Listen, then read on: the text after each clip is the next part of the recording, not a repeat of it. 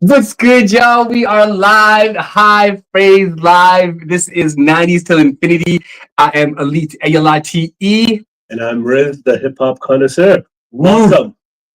Appreciate y'all joining. You know, a lot of podcasts, we like to talk about a lot of different things, but when it comes to this hip hop podcast, we want to get straight to the motherfucking point. That's right. We got some great music to talk about. One of the most legendary projects of all time. Yeah, NWA, their fourth studio album, For Life. For Life. Released in 1991, May to be exact. First hip-hop album to chart the top, Billboard Top 200. Damn! In its first week, it sold 960,000 copies, roughly.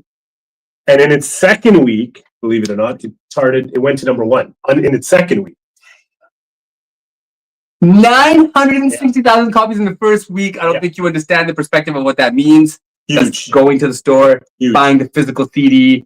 Yeah. Almost 1 million copies first. Almost 1 million copies, yeah. And this is probably the most sonically appealing NWA album out of all of these. Definitely. Yeah. Definitely. So for people that are watching right now and haven't heard this album before, what we're going to do is we're going to put a link to the Spotify in the comments so you can go back and listen as we kind of go through the tracks.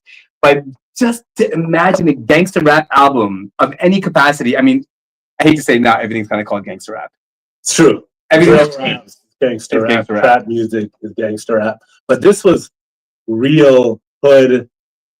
Like it. If you didn't know what Compton was, you knew what Compton was and where it was after listening to the album. Right? So when you say gangster rap, what do you feel when you say gangster rap? What does that mean to you?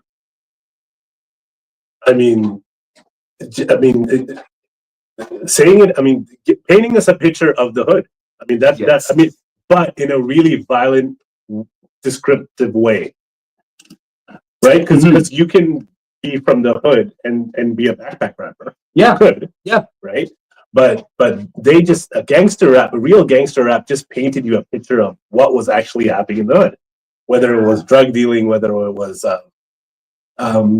drive-bys. I mean, it was just the poverty issues, the parental issues, right? I mean, it was just the good, the bad, and the ugly. The good, the bad, and the ugly. That's for me. Yeah, that was gangster rap, and we don't and a lot of swearing.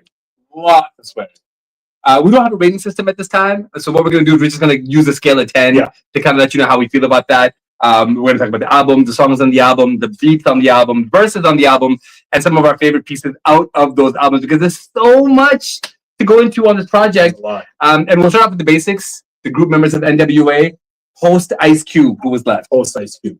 So this was the second official album without Cube. Because prior to For Life, they had released an EP called 100 Miles and Running. Yes. Which was released a year prior to this, so 1990. It only had 5 tracks, but that was the first album without Cube. That kind of set the tone, but this was really, this was, they went at Cube pretty hard. We have the 4 remaining members, so we had MC Run, we had, who basically took over as the lyricist, right? Primary pen man, for sure. Right? Yep. Dr Dre, of course.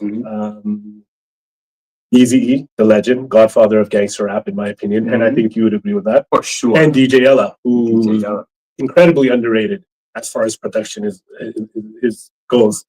But I mean, it was, unfortunately, it was their last album. Do you think they knew it was their last album? No. Like, do you think they in there, like, because, I mean, obviously after this, Dre parted ways and then everything kind of fell apart. Yeah. But do you think at that time they had an inclination that this might be it for us? It didn't feel like Cube had left. Yeah. It didn't feel like it because it felt fun. Right. Even though the album was like really dark. Yeah. Really violent. Right. The music and filthy. Oh, dude. And we'll get into some of those tracks. Yeah. But when you think about it, for a gangster rap album to do 1 million copies in this first week, it's crazy. There's no way it would have not kept going. Right? Just for financial reasons. And prior to this album, SoundScan, which clocks in album sales, didn't. So SoundScan was introduced in March of 1991. So prior to that, the only way albums were counted were by stores giving their numbers to Billboard. Wow. So the numbers were, so this was actually the first hip hop album to be scanned by SoundScan. Wow. Officially. That's crazy. Yeah.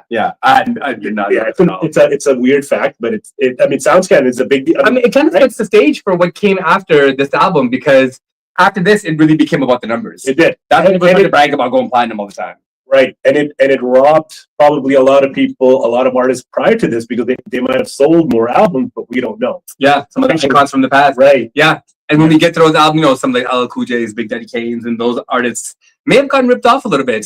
They had, because at the time, the labels wanted to take everything. So to start off, I think the best way to do it is to start off and give the album a score. Right. So if we're giving the entire album, the NWA For Life album, out of 10, what would you say is your score out of 10? It's a solid 10. A 10! And I know that's, Ooh. you know, you can't throw 10s around. Yeah. Just for anything, but honestly, I mean, and I'm not being biased because I'm a fan of every single member of this group in the whole era. But I mean, it's just good from the beginning. I mean, when your intro is better than most songs now, like just the intro song, I mean that says it. Right. Since you mentioned the intro, let's go right into the intro. So the intro, titled Prelude, MC Ren is the only one rapping. Yeah. But we have Above the Law. And Above the Law, I don't know if you want to.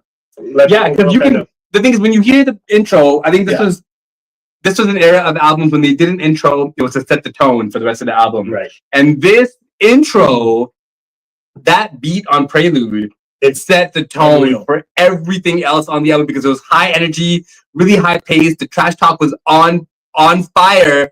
Cold 187, I'm just introducing himself, was dope enough. Right. He's like, cool shit, crazy. And when you hear those kind of monstrous sounds coming from the first track, you have to make sure the rest of the album banging. I mean, it was so hype. Unreal. And Above the Law were basically the G-Funk version of NWA. Right. Good way to put it. Right. Yeah. They were a little bit more tame. Yeah. They were still gangster. They were still gangster rap. A little more musical. They were under the Ruthless Records imprint.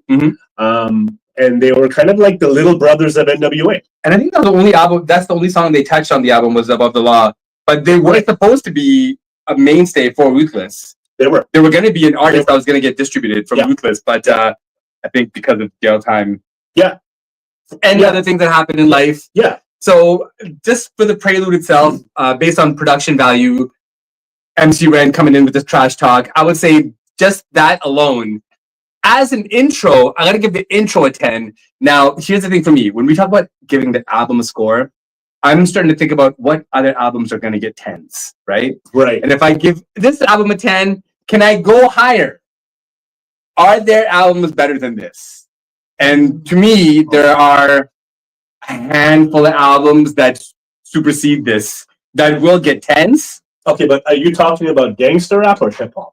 See, that's kind of, because gangster rap is gangster rap, and I feel like that's a category by itself within hip hop. Like I can't compare Lupe and NWA. No, now they both could be 10, right? But it's tough. It's like where are we setting this? Like in a general hip hop space or in a gangster rap space? I think we should set it in the space of contribution to hip hop culture. Okay, fair enough. Yeah, and make it the banner. Yeah, that's good. Yeah, that makes sense. Because in this space, because then we can look at the overall. Right. Let's say we're 100 episodes in, and we look at all the 10s that we gave, all the times we gave 10s. Right. Like, is that 10 really match with that 10? And then we're gonna have to kind of start to differentiate. But if we just set it under the banner of hip hop, right, then we can kind of set the tone. And this is a pretty damn close to a 10 album. What do you score? So I would say in the overall grand scheme of things, if I'm thinking about what I immediately think of a 10, this gets an 8.5. Okay. Yeah. Yep. And there are 10s on the album. And to start off with, Prelude as an intro, that's a 10 for me. Because the second you press play, I think you go right into the beat. I'm like, oh, goosebumps. Yeah. Goosebumps right away. And it's a very like the drum pattern is really aggressive, but it's and they're having fun on this, you know, like Above the Law kind of having fun on it with it. And MC Ren he just goes at your neck, right at your throat from the get go. Yeah. There's another artist on the intro who's not.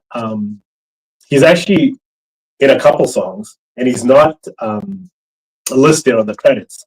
And he's the guy who does the reggae stuff. So I did some deep search diving because he's not on the credits. And his name is actually Admiral Dancehall. Oh, I've never heard of him, but he was I guess a guy from LA who was a reggae artist, and they just kind of slapped him on his album, and he did some. We'll go through the song. I thought it was D.O.C. Well, that's funny because when you look up who did the reggae, if you Google it, that's what the backstory was. Oh, it's D.O.C. But no, in fact, it wasn't, because his voice wasn't capable to do that. Oh, at this time he had already had it. Right. Because he's on the album later on. You hear it in the skits, and he's got his voice. So shout out to Admiral Dancehall. He's still Admiral Dancehall. Yeah. We're gonna make sure we tag that as a note, because definitely. That's very unique. It is. So one recurring theme on this album is the explicit use of the N-word. Explicit. And I was going through it earlier because I was listening to the album like, yo, this album might be the record holder for the most times the N-word was used. Right. Not the case. So the N-word was used on this album 250 times, which sounds like a ton when there's only 18 tracks on the album. And how did you get that number? Yeah, the fans want to know. ChatGPT is my friend, and I used to listen to each song and count it. Tabulation. Right. So I did listen to the album a lot this week because I wanted to make sure I was tuned into that space. I did too. But ChatGPT is a great cheat sheet. It is. And I'm going to throw out a question out there, and we'll answer it at the end of the show. What hip hop album has the most use of the N-word? You might be surprised. You might not be surprised if you're a hip hop fan. Try not to cheat. Yeah. If you know, you know. But if you know, leave it in the comments so we can talk to you afterwards. But let's go into that first song. The first song, Real N-Words Don't Die. And if there's, it might be one of the best gangster rap songs of all time. It's one of my favorites because it's so chaotic. The beat is so chaotic, and they are so angry, like young angry black men. That's what this was, right? Yeah. And no, I mean, it was it's very politically charged. They're talking about the police. They're talking about racism. They got samples like I Just Want to Celebrate. These are songs from the 60s and 70s that were promoting black artists who were talking about racism and all that. So they were incorporating all that in the background of the song. So although the N-word is used a lot, there's a reason for it. Yes, it's not just they're just flagrantly throwing it out there, right? But very aggressive, and just it gets you going. And that's the thing, the aggression, right? It's really high powered. It's really designed to kind of get you feeling enthusiastic about what you're feeling. Right. And honestly, like the I Just Want to Celebrate part of it. When I think back to being a kid and listening to the song, I'm kind of like, man, whoever these guys are, they felt like superheroes. Big time. Because they were proclaiming big time the use of this N-word as like a title for themselves. Almost like a superhero badge. Yeah. And it was powerful. It was powerful. And as kids, we knew we couldn't use the word. And no. I can only speak for myself thinking back.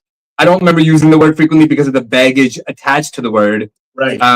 But again, that's only because we were fortunate enough to have someone like your dad that had resources to show us that we shouldn't be using these words. Exactly. So when you think about the album in totality, before we get into the next track, Mike, shout out to Mike Olton, who's the co-founder of High Phrase. Shout out to Mike. He asked me a really interesting question, and he said, think about how you felt about the songs at the age when you first heard them and what they made you feel like then. Do you remember what they made you feel like then? I think, we were in grade 8. Yeah. kids, right? Yeah, Just hitting puberty. these are like Ish. 12, 13-year-olds. So it was all new. Like we weren't exposed to a lot of these terms Not at all. because we didn't have YouTube. We're that old, and we didn't have Google, and so it was. Some of the stuff I didn't even know what the hell they were talking about. I really didn't. I mean, I'm not going to lie and say, "Oh yeah, I didn't know what the hell was it." But all I knew it was filthy. Yes, right. We understood that. Yeah. But I mean, I just like that was gangster rap. Yeah. I mean, you either take all of it, or you don't take any of it. Yes. Right. And the thing is, for me, I was thinking about this a lot because I wanted to kind of see if I grew up at all, or if I'm still that same kid that just took the music for what it was. Yeah. And now when I think about it, and I was like, I remember thinking as a kid when I'm hearing this stuff happen, I'm thinking, man, these guys' lives are not normal. Like wherever they live, whatever's happening in their world, that's not normal. Like we're not ever going to see that in our lives. No. And it just made me think to myself, what kind of place are they in? Like whatever this place, Compton, it sounds like hell. Right. It just sounded like a wasteland, like a post-apocalyptic wasteland. Because we didn't understand all of the nuance about Compton's kind of like a farm city, really. Yeah. Cowboys and stuff like that. So, and in the 60s and 70s, it was a thriving city with majority of the population was Caucasian, middle-class families.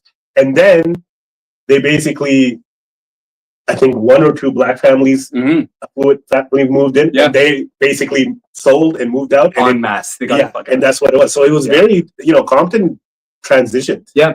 Right. And the thing is, like, at the time when we're listening to this music, we don't have the context of COINTELPRO. We don't have the context of police violence against black people. Right. We don't have the context of the ghettoization of cities. There's none of that for us. We're coming up in these really sheltered suburban areas and neighborhoods that aren't ever experiencing these kind of crimes and things.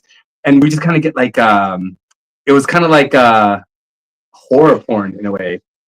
Because they're throwing all this at you. This is my world. This is my world. And well, it's a lot. A lot to take in. But I think the one thing that we did take in is that Compton was cool. Yes. We all wanted a Compton hat.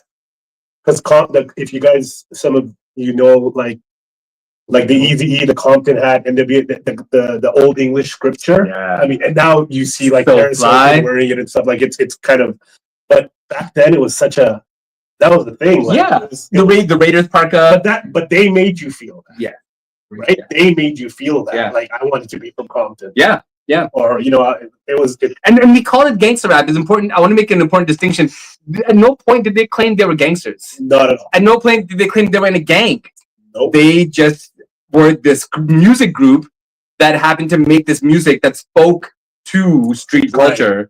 And then unfortunately, a part of street culture is gang life. Right. So I feel like the gangsters, when they heard the music, it became their anthems because when they would say, "I just want to celebrate, I'm a motherfucker with an attitude," it kind of gave you a badge of honor if you didn't have shit going for you in life, if you were kind of down on your luck. Oh well, at least I'm a real one. Right. Even though that didn't mean anything to them, it meant something because NWA is saying, "Well, I'm a real one too. I'm in the dumps too. I'm doing this dirty shit too." And it kind of gives you the solidarity where people that are coming from privilege like us just kind of get to feel good listening to it. Yeah. You can be a gangster for 55 minutes. You can feel right. You can feel what they're feeling. You connect to the street. But I mean, they were angry for a reason. Yes, absolutely. And say what you want, but art is art. Yes. Right. Mm-hmm. I mean, and some people might not like it or what they say, and they might think, "Oh, it's this, that, and the other." But it's art. It's a form of art. Like if we see that in movies now, and we don't really crucify that. No, and you never do, right? Like Apocalypse Now is horrific. Perfect example. But we don't never demonize it. We take it for what it is, which is a representation of that time and how horrible it was. And I think we got to give hip hop that same kind of justice. Totally. Because they're speaking of times where they are the marginalized. Police violence was at an all-time high. Rodney King beating was, just happened. All of these contributing factors to create this really angry music, but still made you feel good. It really did. So the next track. Oh, and before we go to the next track, that track number 2, written by MC Ren and the D.O.C. So some of you hip hop heads, you know who D.O.C. is. He was kind of an unofficial member of NWA, and he was signed to Ruthless Records as well. Yeah, and he had released an album 2 years prior, 1989. No One Can Do It Better, and he was, he was probably the best, or considered one of the best West Coast lyricists of all time, right? Sure. We can agree, right? And a huge contributor to the Chronic Project as well. Huge. Obviously, when you go to the Chronic, we'll talk about and underrated. And underrated. Big time. Yeah. Big time. And then the underrated part is one thing. It really is the really not mentioned part. Right. He almost gets ignored in the whole setup of what is now considered West Coast gangster rap. Totally. Because he's really one of the architects. Right. Yeah. And he, unfortunately, after he released his debut album, he got into a bad motorcycle accident and he had damage to his voice box. So he had a really raspy, scratchy voice after that. Do you think if that didn't happen, do you think he would be vocally on this album? Like actually as a feature? For sure. Do you think so? Yeah. And I think that would have potentially delayed Snoop's rise. Because Snoop was... Good point. I think the reason Snoop became Snoop is because the D.O.C. couldn't rap anymore. Yeah, because I mean, Dre was his mentor. Yeah. Right? Yeah. And let's face it, he's a better lyricist than Snoop. For sure. And more of a, like that NWA vibe. And more of a thorough artist, I think. Like when you hear D.O.C. in interviews and things like that, you really hear the music, the love for the music. Right? He was a real artist. Yeah. He loved the music. He loved the pen. He loved writing great songs and great hooks. It really means more to him than just being a rapper. And I'm sure Snoop was like that once upon a time too. Sure. But I mean, I think where Snoop is now tells a lot about who he's always been. It really does. I think we should start using Tupac as a barometer. And couldn't agree with you more. When we're questioning people's integrity and stuff, what would Tupac do? I think that needs to be on a T-shirt. What would Pac do? Yeah, what would Pac do? But and it's funny too because like Jay-Z, an East Coast artist, wrote Still Dre. Yeah. D.O.C., a lot of people might not know. He's not from Compton. He's from Texas. Yeah. He came to Compton like 2 years prior to his debut album, like 86. So he didn't know anything about Compton and the gangland. But he was writing raps for guys who were born and raised in Compton or in the surrounding. Like he was born, like that's writing impressive. Their lifestyle. Dude, that's amazing. That's like you writing raps like you were from Harlem. Yeah, like, from someone down. I'm sure you could do it. Yeah. You have the skill set to do it. Yeah. But that's not easy. Yeah, I know. For the D.O.C. to capture the lifestyle rap. Right. That's crazy. Just after a couple of years of living. He's very sophisticated pen game, very sophisticated musically. Yeah. Never really gets enough credit. And played a big part on the next track as well. Yeah. So the next track, N-Words for Life. Title track. That's the actual name of the album. Mm-hmm. So on the album cover, it's spelled backwards. Right? So we always thought it was Efil4Zaggin. Yeah. That's you know what I mean? You didn't because that's how it's spelled, right? You'll see on the top right corner, you'll see the cover there. Y'all can peep it. So title track, very politically charged. Mm-hmm. Very politically charged. There's, for some of you younger viewers, DMX actually sampled that beat. Do you know what song I'm talking about? From the Romeo Must Die soundtrack, the song with Aaliyah. That's the same beat. Try again? No, it's called I don't know the name of the song. Yeah. But you know what I'm talking about. Right. Yeah. Back in One Piece. Yeah. That's right. Oh, good call. So that was that sample is a George Clinton Parliament G-Funk sample. Makes sense. And MC Ren throughout the song says, why do I call myself a you ask me? So your thoughts on the song? I think the approach to the songwriting is brilliant because at this time the N-word is being demonized a lot. This is kind of like a battle between gangster rap and conscious hip hop. Conscious hip hop is like we shouldn't be using the word. Yeah. Gangster rap's like I'm gonna use it. I don't really care. Right. And I think obviously they're justifying their usage of it. Right. But I think through their justification of them using it, I kind of learned a lot about them as artists. When I look at it now, when I'm hearing MC Ren. So when MC Ren's saying, why do I call myself? You ask me because my skin so motherfucking right. Or about Yeah, we talking about his skin color and stuff like that. And you start looking at it like, it feels like a protest song, but it's not. Well, but in a way, I mean, no, you're right. I mean, it is. I think it is. I think in a way it's a protest song saying, you're not going to police what I have to say. I don't care how you feel about it. Because at the very end, when you're playing the C, you can't change me, right? Because I think the doubling down on that was very, very kind of a powerful move for NWA because they never took shorts. They did not. They never acquiesced to anybody. No. They never took a back seat. No. Everything they said they were going to do, they did. When they went to the shows and they were told, don't rap these songs, they said, fuck, we're doing it anyways. Yep. So I think this song kind of encapsulates who they are perfectly. Well, they took a rebellious stance, right? Huge. Mm-hmm. Yeah. It's fuck the police to the whole society. Right. And I think that's kind of what this whole album feels like. It really is. Yeah. Like there's obviously a recurring theme of smashing Ice Cube upside the head because they really went at him on a lot of songs. It's I don't think we've heard an album where it's usually just one diss song in an album if you're going or a cut. This whole album, there's about 4 or 5 tracks, and we'll go through them. I specifically listed which ones they go at him. Where they go at him. They kind of chase him down, right? They really do. And I know what everybody's saying, oh, No Vaseline. Yeah, okay, No Vaseline, one of the best diss songs of all time. Right. But if you listen to this album and you listen to some of the, I mean, it's pretty impressive. This album is kind of like a overt threat to Ice Cube's existence. Because not only did they do it in the songs, they did it in the skits as well. They did. And then going into this skit, Protest, which is appropriate coming off of N-Words for Life because you go from a protest song to the protest interlude. And it's a really interesting interlude because it's just a lot of yelling and screaming. It's basically so what the background is it's a concert. It's an NWA concert, and there's a news reporter.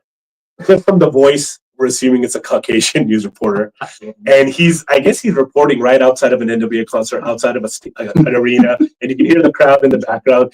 And then they start attacking him because he's reporting it, and then he's like, "Oh, I'm under fire, I'm under," something like that.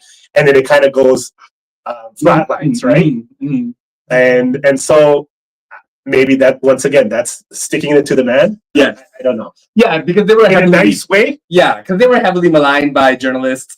Sure. A lot of media was saying it's not music. Sure. A lot of media was kind of calling them out, saying that they're just shock rap. They're just trying to shock people. Yeah. And they didn't really give Dre the credit that he deserved on this album. Because honestly, sonically, I can't think of any album from first to the last track where the beat selection, every single beat, I'm like, oh my God.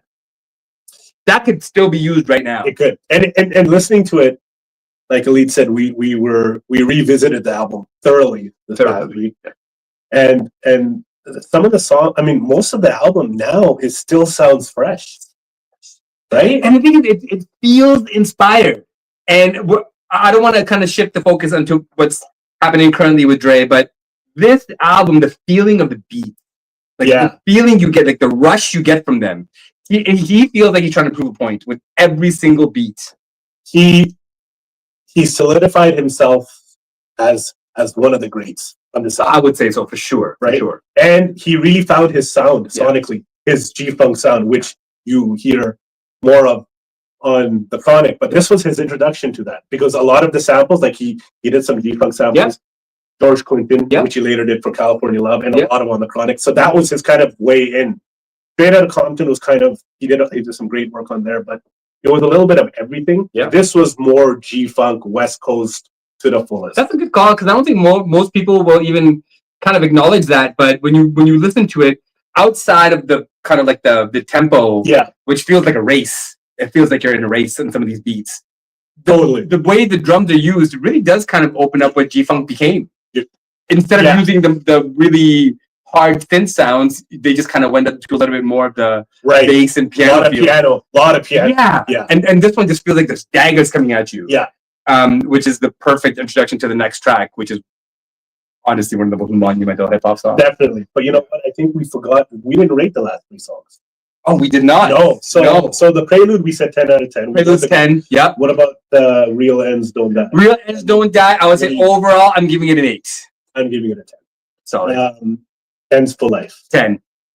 I'm giving it an 8. Protest. Protest seems silly. It doesn't need to be there. It's a filler, would you say? It's a filler. Yeah. I would say for skit purposes, it's a 5. I would agree. I would agree. It's even there. It's funny, but if it wasn't on there, we wouldn't. Yeah. So number 5, Appetite for Destruction. So this song was one of 3 songs on the album that actually had a music video accompanied by. Do you remember the music video for this? I do. Yeah, they went they did the Untouchables theme. The Tommy Boy Pistols. Yeah. They were wearing the zoot suits. Yeah. Black and white. Yeah. I don't think we saw that in hip hop before. No, not that Nothing kind like of that. nothing that cinematic. No, and Eazy loved guns. I mean, if every video, if he could hold some type of a gun, and he was 5'4", 5 foot short. Yeah. But I mean, this guy was the real deal. Yeah, and okay, and let's think about it for a second. Yeah. This song was released as a single. It was. It's a song called Appetite for Destruction. It was. With some of the most violent lyrics, and it was a single on the album. Yeah. That's incredible. It's phenomenal. Yeah. We get the right. So written by MC Ren, D.O.C, and Kokane. If you don't know who Kokane is, he was one of the members of Above the Law, or is one of the members of Above the Law, and he was very instrumental on the Chronic album too. West Coast staple. Another artist that didn't really get his dues. Right? Yeah. Very unique singing style. Very unique. Great voice. If you go through a lot of West Coast artist albums, you'll probably find a Kokane sample of Kokane feature somewhere. Yeah. He was kind of like the poor man's Nate Dogg. If you needed a West Coast hook. Oh, that's good. You kind of have to. That's pretty good. Yeah, because he had a West Coast sound. He did all the way through. He did. Yeah. There's no mistaking when you hear his voice. Yeah. I gotta say, without a shadow of a doubt, the song is a 10. It's a 10. Unstoppable. Yeah. To this day, I can hear that song and find value in the lyrics, even though it's incredibly violent. The structure of the lyrics.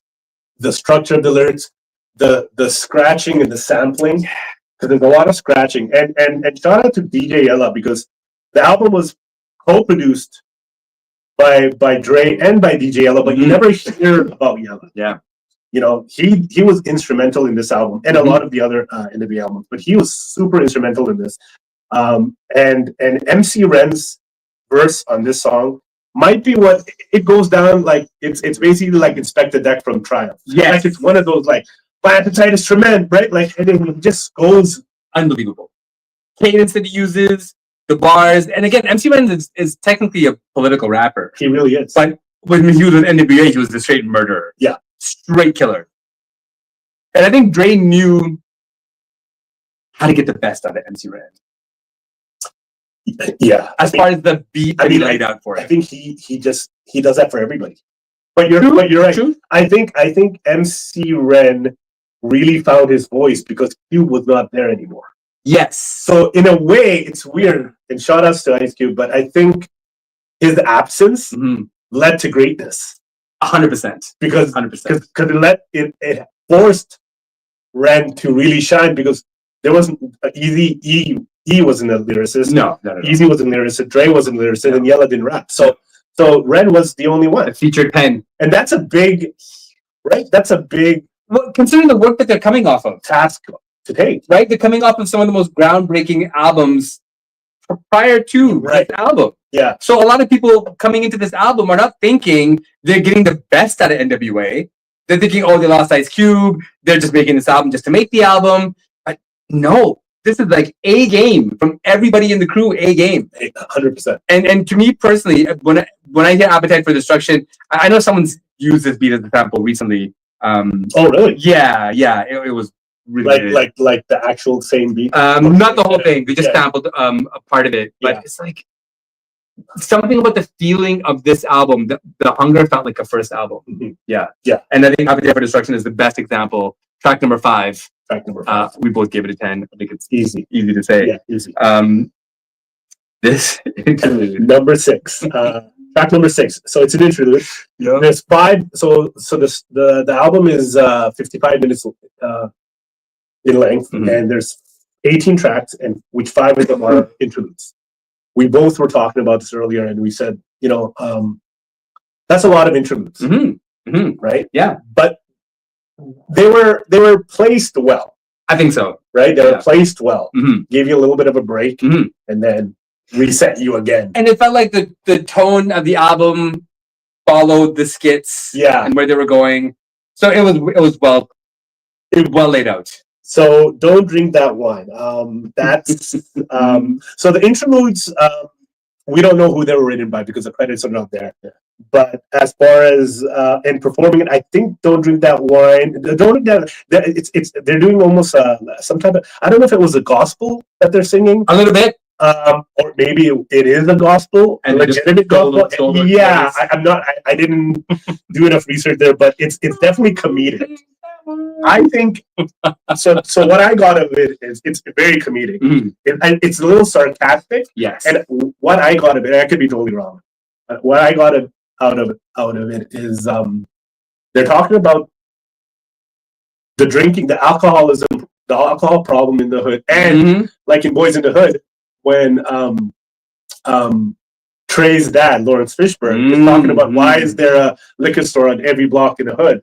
I think that's what they were trying to say. Like, this is what you guys have left us with. Yeah, but they do say, and I could be totally. I think you're in the right place. I think also what they're doing is understanding who they are, and not going totally preachy in it. Right. Because they do say, "Don't drink that wine. Coke would be best." So they are still saying, "Be a degenerate." But how about we stay off the liquor? So I think it's double edged. I think they're being super smart and super satirical at the same time. I mean, they're genius level execution 100%. On this, and being an interlude. Yeah. I got to give it an 8 as an interlude. It's just crazy that somebody even try this. Yeah, I give it an 8. Yeah, I think that's because there is because it's funny.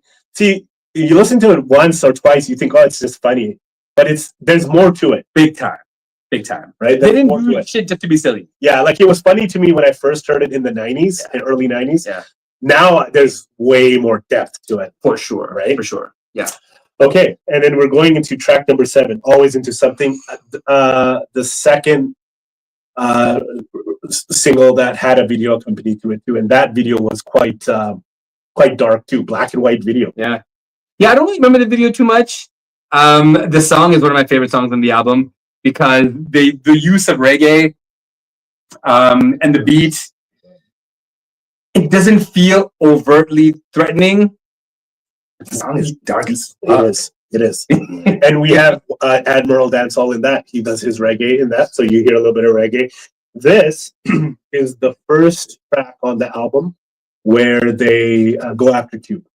Right. The first song where they and so on the album, see, NWA were very slick. They never actually, I don't know if you know, but they actually never said his name.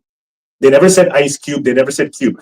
They said either O'Shea, because his Ice Cube's real name, for some of you who don't know, is O'Shea Jackson. So they said they did say O'Shea a couple of times, and they said Benedict Arnold. So can you give us a quick history lesson on Benedict Arnold? So you're the history. So technically, Benedict Arnold, they don't use Benedict Arnold correctly, technically speaking, because Benedict Arnold is essentially someone that's a turncoat, and Benedict Arnold was the person that was warning the British. Warning the Americans, the British are coming, and they essentially say that Cube is turncoat, aka by calling him Benedict Arnold, right? Even though he went and worked with Public Enemy, it was kind of a way to diminish him, and this kind of goes to the playbook of what Muhammad Ali used to do when he would fight guys like Foreman, and call them Uncle Toms, right? And essentially whitewash them, right, for the black community to turn against them. Sure. And NWA tried to do the same thing. I just don't think it had it was a great idea. Yeah. Because if I'm Ice Cube, I'm like, and if you're in America, like, I mean, we didn't know who that was. No, I did not. But then it forced you to find out who he was. Yeah. So it was kind of a history lesson. Yeah, and pre-Google history lesson. Pre-Google, like encyclopedia. Find the book. Find the book. But it was still funny. Yes. It was because if you're an American, especially at that time, the general connotation was that Benedict Arnold was a sellout to the country. Yes. So what they're saying is Cube was a sellout to NWA. So yeah, that's the first song, first track on the album where they go directly at Cube and they mention O'Shea and Benedict Arnold. It's like I said, it's got a G-Funk vibe to it. Mm-hmm. I think it's safe to say that this album was the prequel to the Chronic, because this is where Dre really found his G-Funk. Because Straight Outta Compton didn't really have a lot of G-Funk. No, it felt very East Coast. It was very kind of. There was the rock elements, there was a lot of scratch everywhere. Yeah. But that shit was great. But what I'm saying is, it wasn't like a one-trick pony. Mm-hmm. Where with this album, you feel like it's a West Coast. You get West Coast vibes. You get G-Funk. It's really solidified itself. And I think Dre really, it took him a couple of years, because Straight Outta Compton was 88, 89. Mm-hmm. Took him a couple of years. The D.O.C. album, which he produced majority of, Eazy Does It album came out in 88. That was kind of going in that direction. Yeah. But But I also think for Dre, when he's at his best, it's on these kind of collaborative projects, right? Like Chronic, one of the greatest albums, Chronic 2001, one of his greatest albums. And there's a lot of voices on it. A lot of different sounds, a lot of different influences. I think Dre, without all the big collaborative process, doesn't necessarily go as deep into his bag as he should. And I think this is a great example, because the album has a theme. The feeling of the album has a theme. There's a lot of heavy bass, a lot of amazing synth sounds, a lot of great scratching. So there is a cohesive theme all the way throughout the album, but each track feels different. Yes. And I feel like over time, I don't want to wash Dre out, because this is kind of the best of him. So let's focus on the best of him. But I definitely don't feel like it's possible to capture this feeling too many times. No. There's a certain magic. It's a moment. Yeah, for sure. He set the flag. Yeah, right? Back up against the wall. Right.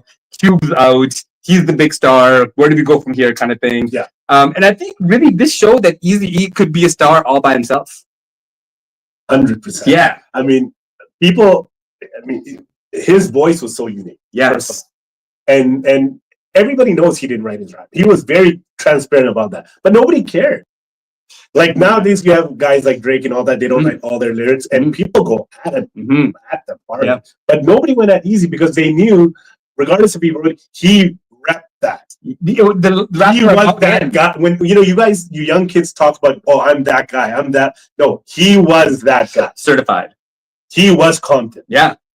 Dre was from Compton, Cube wasn't, Ren was, Yella was. Yeah. But Eazy, he godfather of gangster rap. Yeah. OG certified. Yeah. Yeah. And that's why I think it's an album that I can't wait to talk about. But when he went solo, when Eazy went solo, the impact that he had as a solo artist, it's so unfortunate that he passed, but the impact that he had as a solo artist was going to be monumental. Right. I think if you would have stayed alive, the landscape would have been very different. I think so too. Yeah. I think West Coast rap wouldn't have fizzled out. No. Because it fizzled out, and then it fizzled out for a while. Yeah.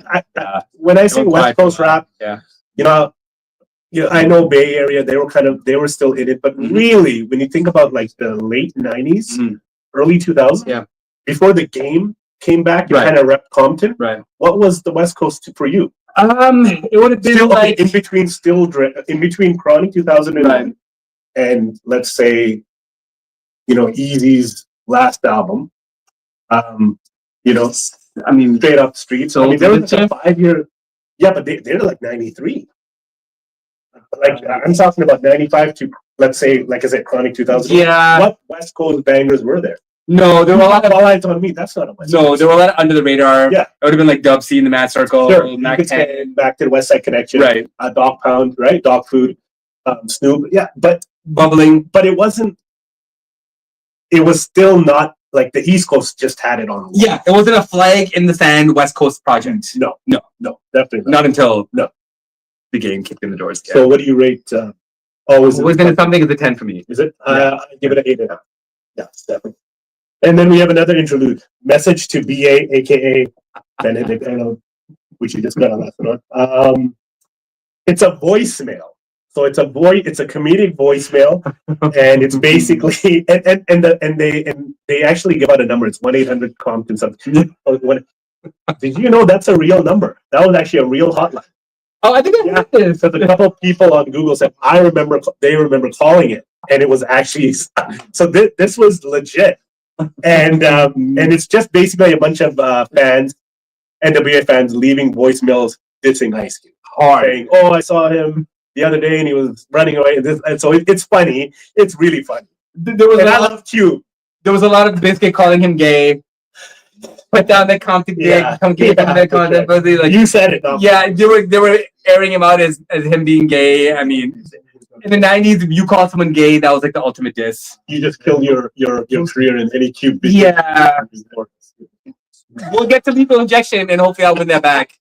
I want to be on a Cube Fusion project. Right. But that was kind of like the epitome of a diss. If you pick someone's manhood that way, it really was. Yeah, and it was done so well because they didn't even do anything. They were not involved. They just let the fans. Which is just an easy marketing genius. Oh yeah, it's great for sure because they didn't even have to do anything, and yet it was so impactful. Yeah. What do you rate it? As a skit, it's a 10. It's a 10 for me. Just it's brilliant. Funny. It's well done, and it's I mean, it hurts. Throats. Because I think sometimes it's as an artist. I mean, you're an artist. Mm-hmm. What would hurt more when your opponent comes at you MC wise, or you hear fans dissing you? Your fans dissing you. Like what hurts? What would hurt you more? The fans. Yeah. See, there you go. Yeah. That's tough. And the fact that they made a point, right, to call in to talk shit.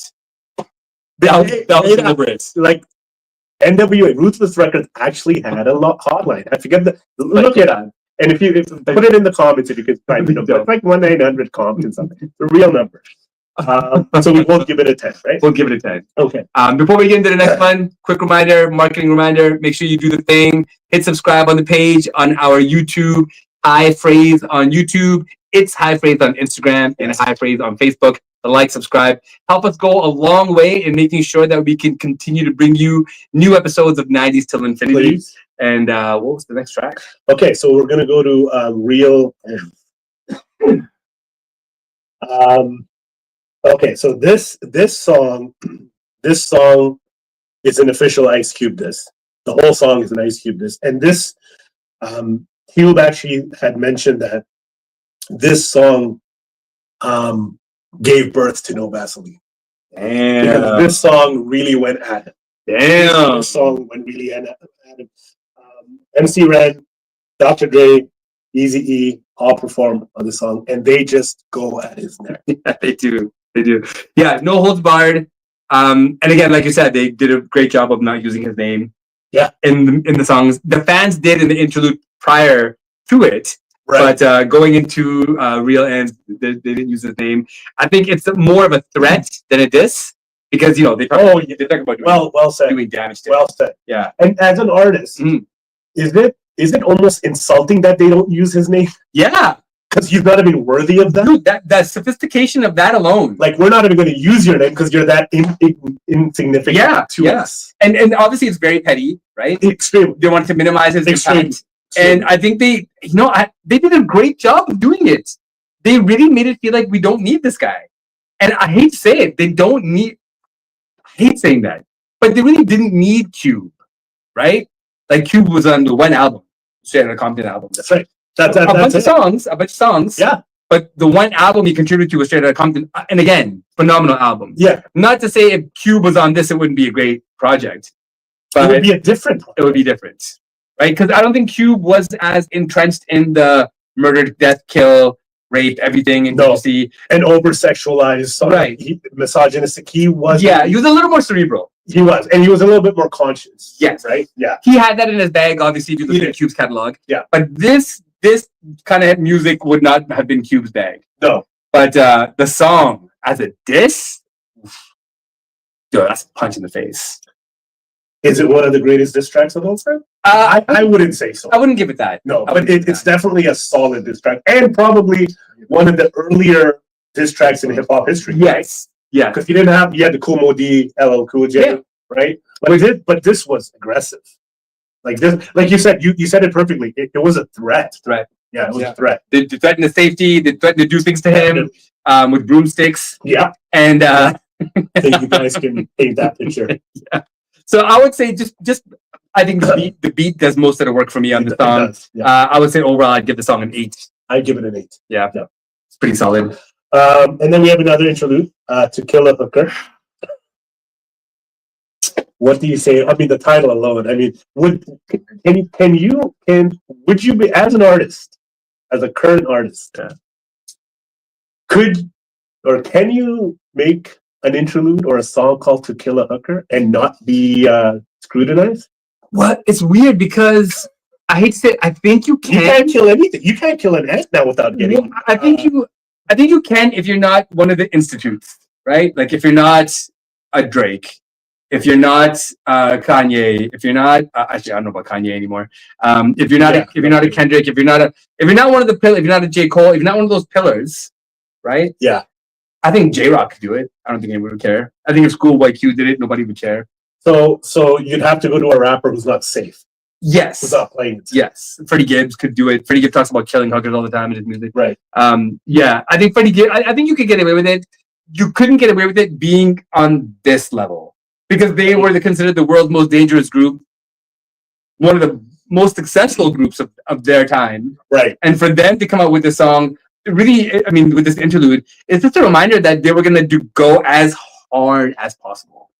Definitely. Yeah. And this is where this song, or this interlude, I should say, is where the album shifts from a political, angry, real gangster vibe to a more sexually charged, misogynistic, demeaning of women. Yeah. Still gangster, but very, very aggressive. And messy. Yeah. Messy when it comes to the meaning of the lyrics. And we may as well just go right into the next song because it kind of sets the tone for the next 5 songs.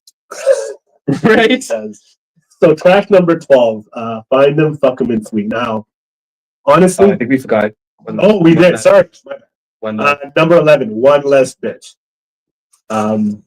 Sorry. Yes. Which is a kind of a cube, just again. So, you're a parent, Mm. and you have a daughter. Mhm. Listening to this album now, can you separate the misogynistic demeaning of women as opposed to, and listen to it for what it's worth? Or do you go, oh no, this is not. Like, you know what I mean? I really try to remove the judgment as a parent. I really try to remove the judgment as someone having a teenage daughter. Yeah. But it's hard. Like there's moments where I'm like, oh no, did he say that? Why did he say that? One Less Bitch isn't the over sexualized song that people might think it is. No, it's not. It's more of like a veiled dissed cube. It is. But the picture is a very violent portrayal of abusing women. Yeah. Right? Yeah. I mean, that's what they're kind of yeah. Right? But I mean it was a cube, but when what they're saying, it does sound like something. You like if someone listens to it now, especially a woman, they could be like, "Well, this is horrible." I don't think it's as bad as the next one.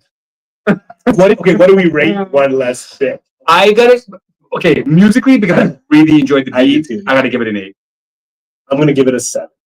Yeah, 7. Yeah. Okay, so number 12.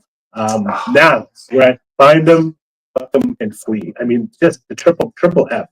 I mean, just the title, Find Them, Fuck 'Em, and that's. I mean, what do you think? Oh my god! I think the title says it all. You know what? I even back then, this was one of my favorite songs from the album. Yeah, and not so much because of the title or the music. The beat is so unbelievable. Good. Unbelievable. It's such a good Dre.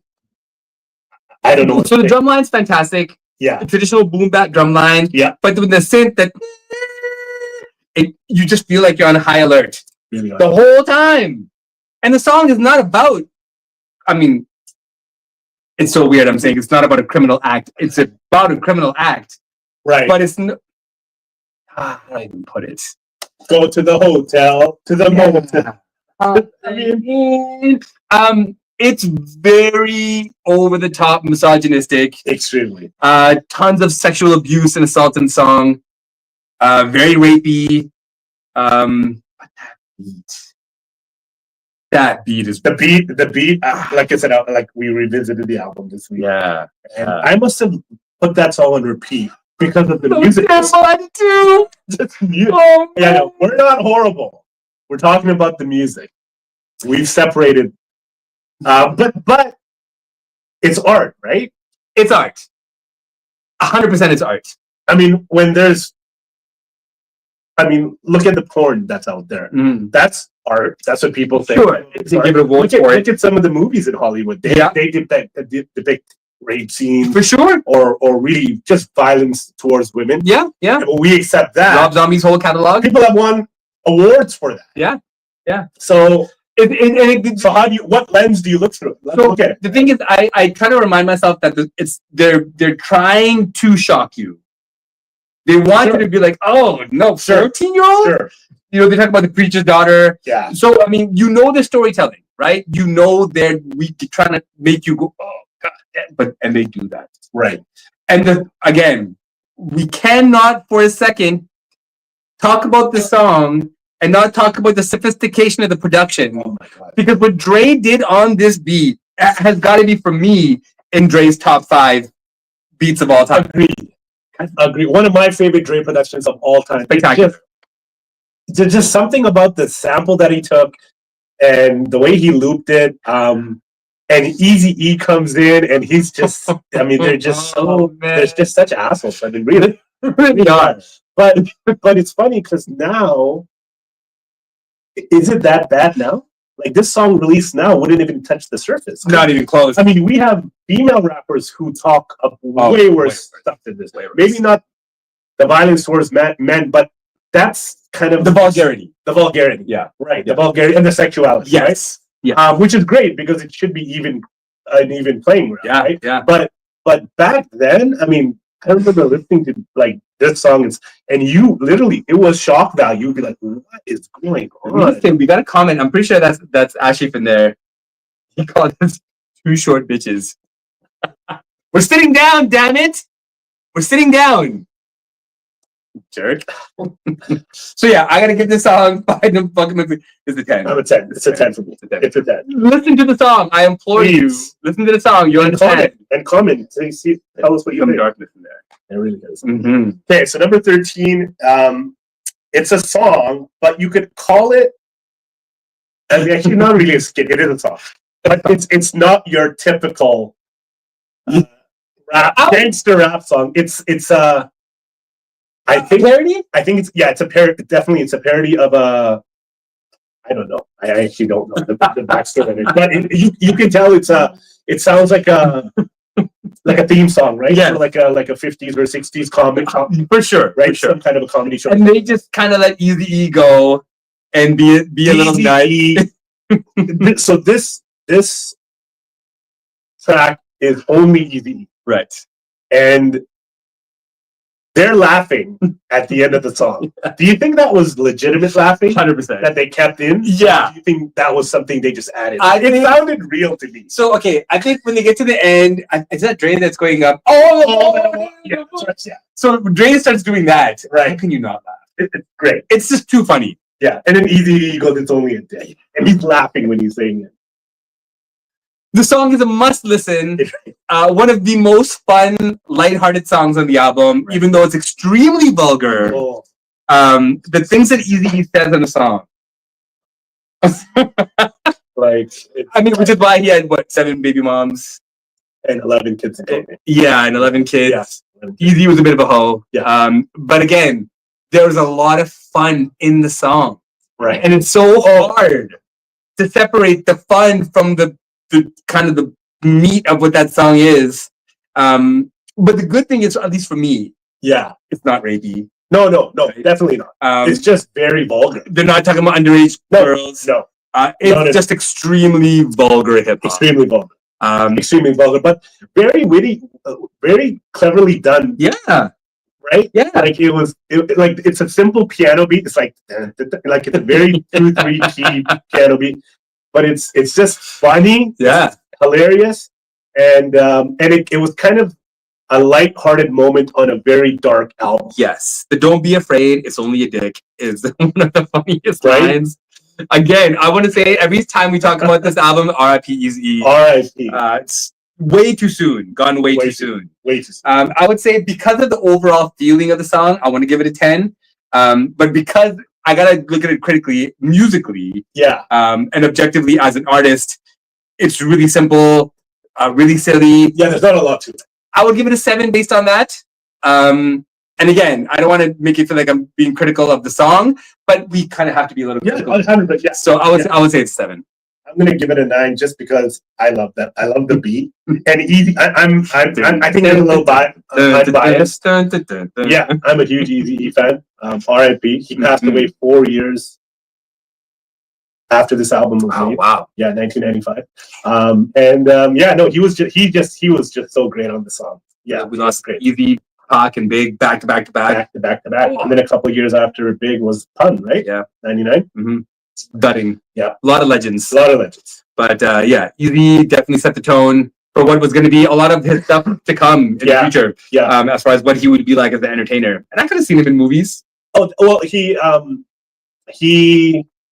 so Menace to Society, some of you guys know, was the Hughes brothers. Yeah.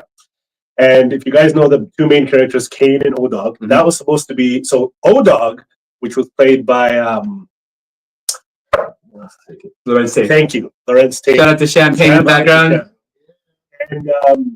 And Kane. Kane was supposed to be, the role of Kane was supposed to be MC Ren, and the role of O-Dog was supposed to be Eazy. That's who the Hughes brothers wanted. And then if for some reason it didn't work out, that would have been a totally different movie. Eazy is that was supposed to be, and that's a fact. Crazy. Yeah, that's a Hughes. The Hughes brothers, Alan Hughes said that in an interview. That would have been fun. That would have been fun. Yeah.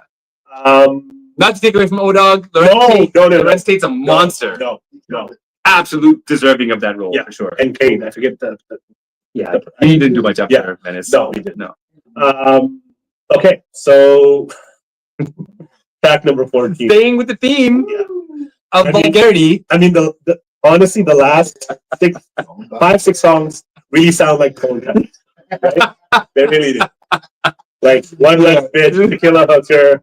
I mean, these are but they're not. The theme is solid. Oh, maybe they were. We don't. Maybe they were.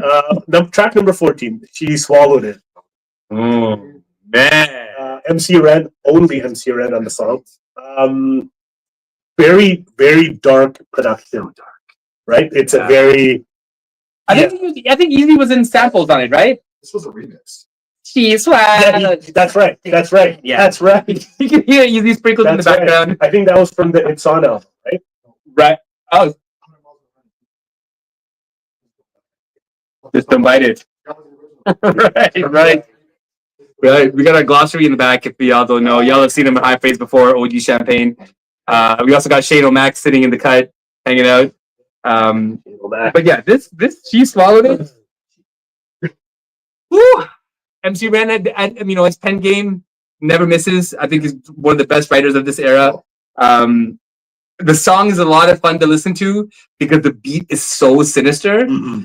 It really is. And I think Ren paints a picture like very few artists can. Vivid picture. Yeah. Vivid picture. Yeah. A lot of darkness. Yeah, definitely. It was a good song. For me, it was like I said, lyrically it was well done. Production wise, not one of my more favorite ones on the album. I would give it like a 6.5. Yeah, I would say I'm with you. I would give it a 7 just because I think Ren's pen game is sharp all the way through. Yeah, but it's not out of an album of monsters. It didn't kind of stay up at that place.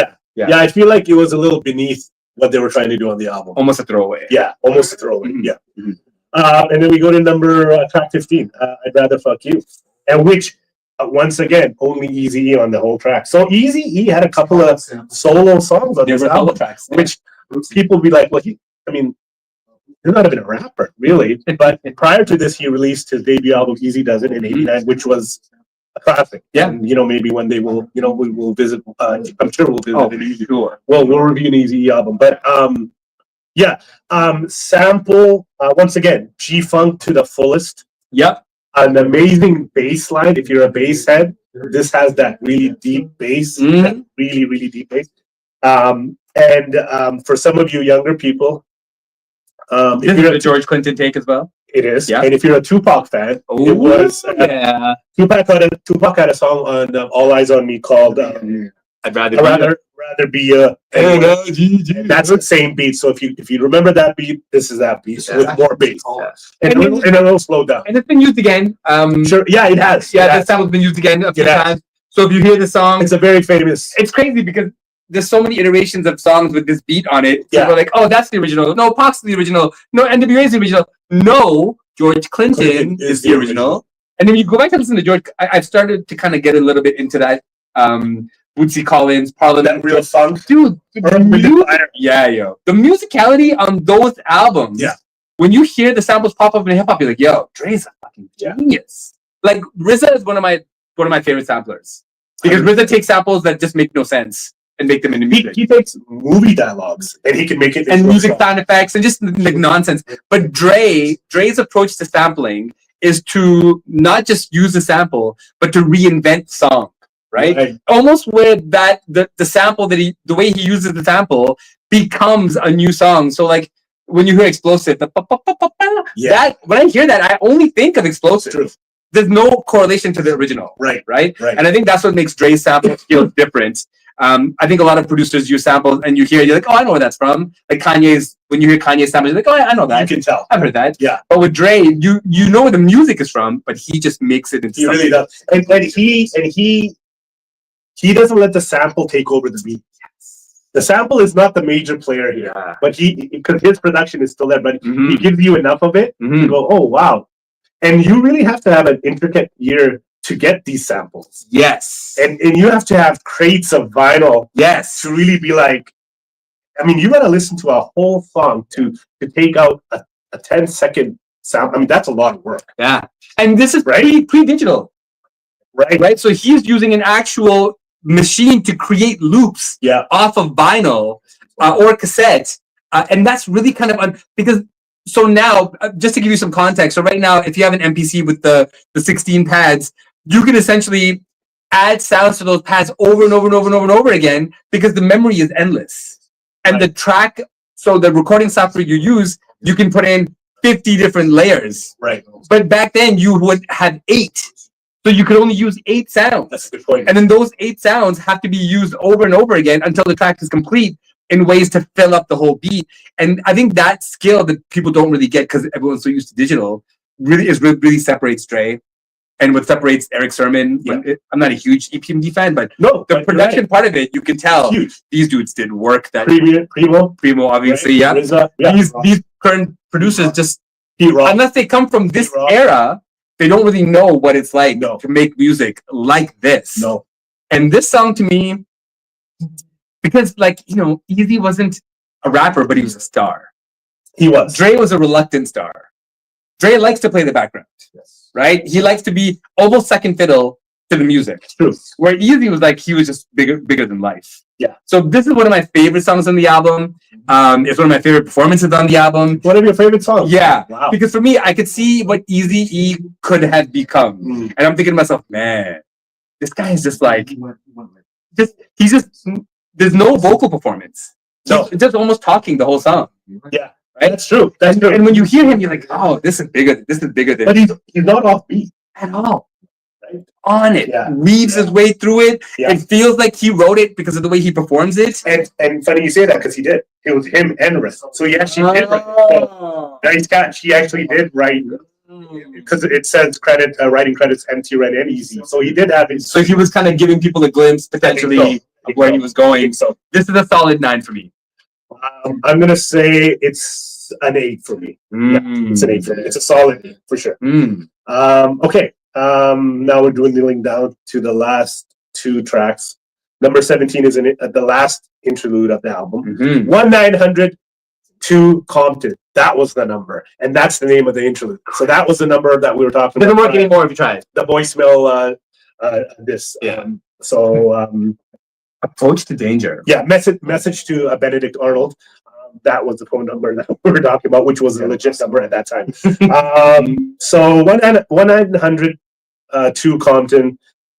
A major fact here. Do you wanna talk about? I know you surprised me. Okay, sorry. So okay, let's just touch on the Danger before we go.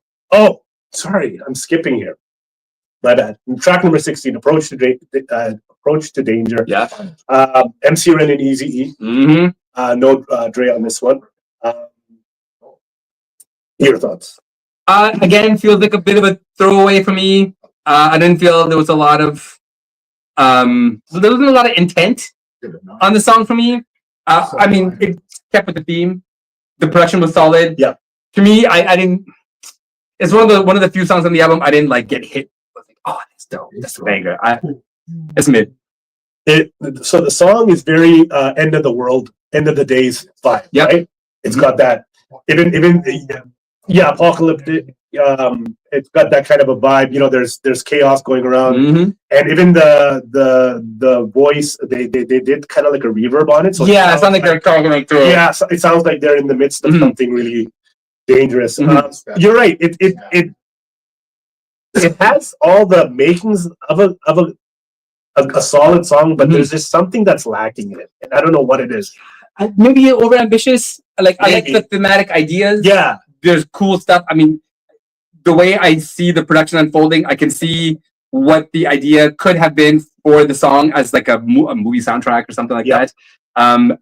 It just felt like a miss to me overall. Yeah, I agree. I agree. So what I'll give it a 6. Probably my least listened to album track on the album. I'm with you. Yeah, I give it a 6 as well. Okay, now track number 17, Interlude 1-900 to Compton. So this is the last skit / interlude of the album. Yeah. And I didn't know this. And then I was talking to Lee, and he didn't know this either. But Champagne, shout out to Champagne, he knew this. This was our first introduction to a very young Warren G. So he's the voice in the skit.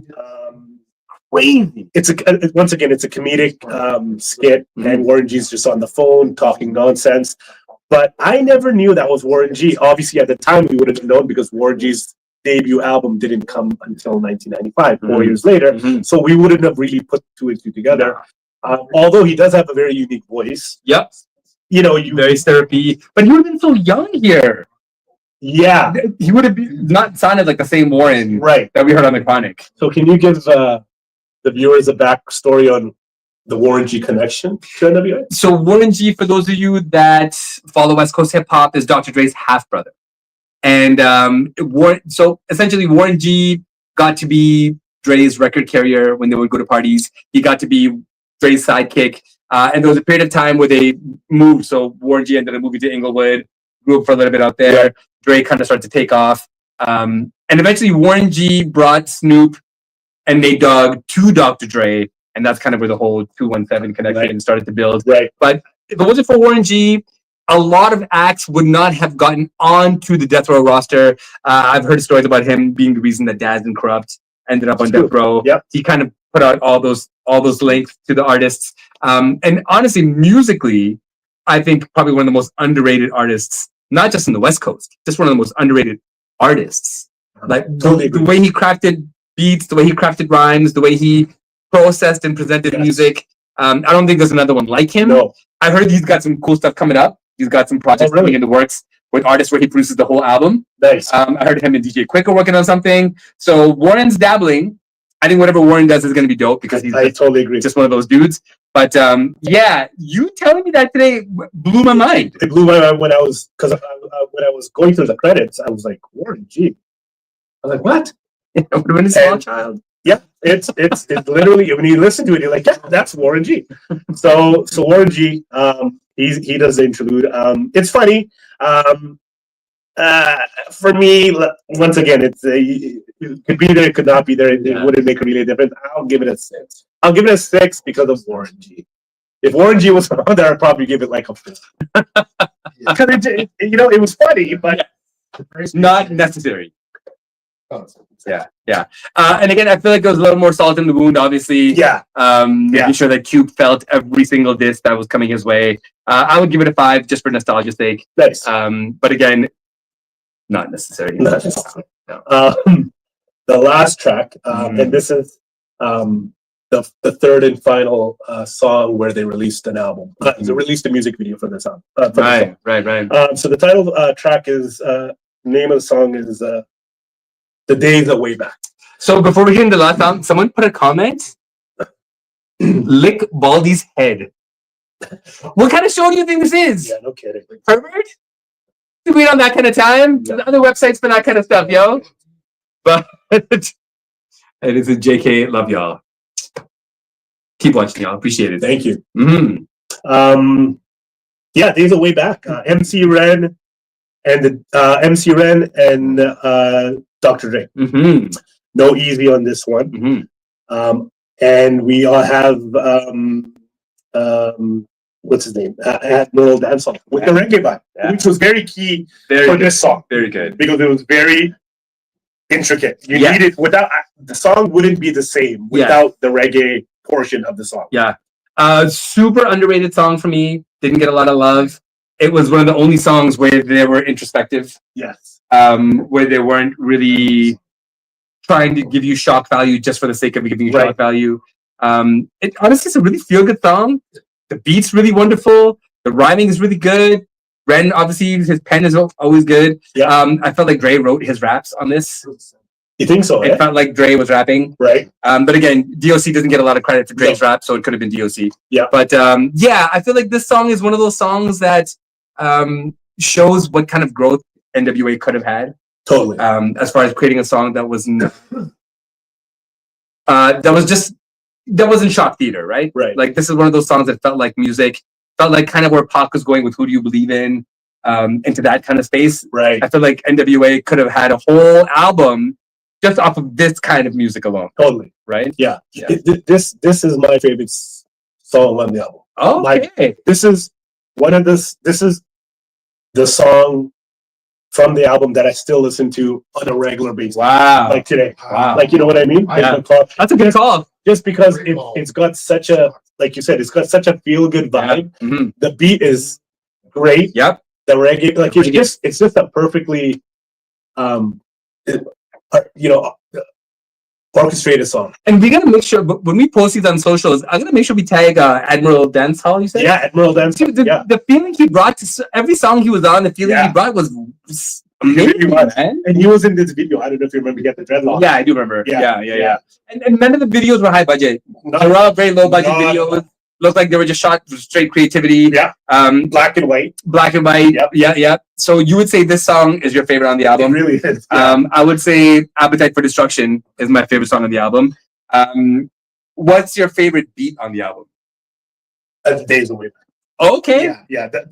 Like for me, the beat, like I said, and that's saying a lot because this, like I said, this album has so many bangers. Sonically, you know, Appetite for Destruction, Real Hands Don't Die. The intro, like it's just nonstop. But just the Days Away Back, it was so different from anything NWA did on. It's basically like Express Yourself from Straight Outta Compton album. Right. Very different from that whole album. Yeah. So, and it was just, like you said, it's just this is one of the few NWA songs you can play at a party. Yes, and not have people plug their ears. Yeah. My favorite beat on the album is "Find 'Em, Fuck 'Em, and Flee."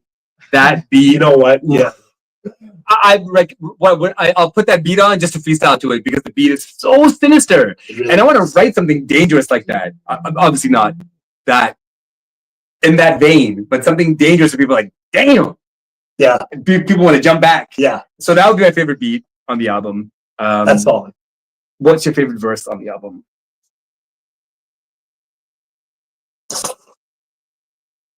That's a good question. Mm-hmm. I think Approach to Danger of MC Ren. Wow. Yeah. It's a good one. Yeah. Because he really sets the tone. Yeah, he does. Yeah, Ren is the factor on this album for sure. My favorite verse has got to be Ren on Appetite for Destruction. When he gets to the whole sound of the night went bang and all over the wall with the motherfucking break, you can't sleep on. Oh my God. And we got to be careful to not talk about the song too much because YouTube will clip. Right. So if we do talk about the songs, that'll be very, very small pieces because we don't want to get hit with that copyright infringement. Right. So yeah, so overall, Riz gives the album a 10. I give the album an 8.5. So for favorite beat, you got Days Away Back. Yeah. Favorite song, you got Days Away Back. Favorite song for me, Appetite for Destruction. Favorite beat for me, Find a Fucking Flea. And on our rating scale, we'll make sure that we come out with a rating scale. If you have ideas that you think you want us to use for rating scale, make sure you put them in the comments. And essentially, the goal of this podcast, we're going to try and do it twice a month, and we're going to try and make sure we feature all of the greatest albums throughout hip-hop history and some of the not-so-great albums. We're going to sacrifice our eardrums for you, right? So we can give you an unfiltered breakdown of what all this music means to us, because hip-hop's a huge part of our lives. Huge. Represented Huge. in a real way. And it still is. Yeah. And make sure you do the subscribes and the likes, please, and follows and the comments and all that stuff, because we're going to continue to bring you great music. One of the goals of this podcast as well is to start to interview other hip-hop artists that are established and have a name. Definitely. I've been in the industry for a while, so I have some connects to some artists that you may be surprised to see on our podcast. How many years now? It's been 22 years of putting pen to paper. Wow. Yeah. So once my album's ready, we'll try to do a little album special release on here. Yeah. Talk to you guys about my album as well. Yes. And if you want us to review an album that you like, make sure you let us know. We're on TikTok as well, on High Phrase Banner, Instagram, High Phrase Banner, Facebook, High Phrase Banner. You can find us everywhere. Riz does new social media because he's just like that. Kind of got the Jay-Z effect where you see him when Jay-Z without the money. Yeah, you see him when he wants you to see him. That's nicely. Essentially, right? That's kind of the way it is. And you can find me everywhere. I'm a bit of a whore that way. ITS_ALITE. That's hilarious. And this is the second episode that we've ever done. I think it went pretty well. I enjoyed it thoroughly. Covered the album in depth. Definitely. Any last words on the album? Any last words? I would say that it was exciting being alive when it was released. It was a moment in time. Yes. Yeah, it was a moment in time. And you have the vinyl for it. You have the vinyl? No, I have the CD for it. I have the CD for it too. I want to get the vinyl. Oh, dude, just for the album cover. Yeah. Top right for everybody that sees it. NWA album cover. Yes. We're gonna make sure we put the Spotify link. So as we're going through this video, you can listen to the music and see if the things that we're saying about the songs line up with how you feel about the songs. Anything else you want to say to the people? MTV in 2005, they rated it this album, For Life, NWA, number 7 on their top hip hop album of all time. Wow, which is pretty impressive. Pretty solid. I mean, number 7 sounds low, but when you look at the scale of things, like even in 2005, you had a lot of classic albums up until 2000. Yeah, that's already 30 years of music. Right. Yeah. And to be number 7, that's impressive. Without Ice Cube. That's amazing. Yeah. Shout out to the legends, Dr. Dre, Ice Cube, MC Ren, DJ Yella, R.I.P. Eazy. Much respect to the legends. This is High Phrase presents 90s till infinity. Shout out to Champagne OG and Shane kicking in the cut. Peace, y'all.